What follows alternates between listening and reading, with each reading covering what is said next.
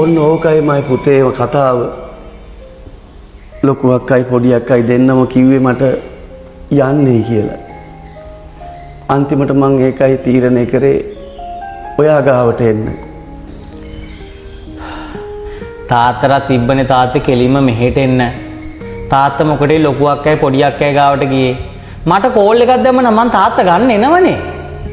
මං කොහොමද පුතේ කෝල් එකක් ගන්නෙ? මගේ ව්‍යාපාර සේරම බින්දුවටම වැටුණා.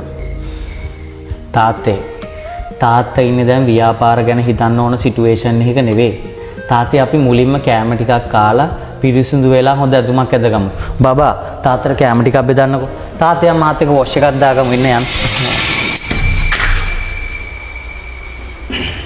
බබා මේ අහන්නකෝ.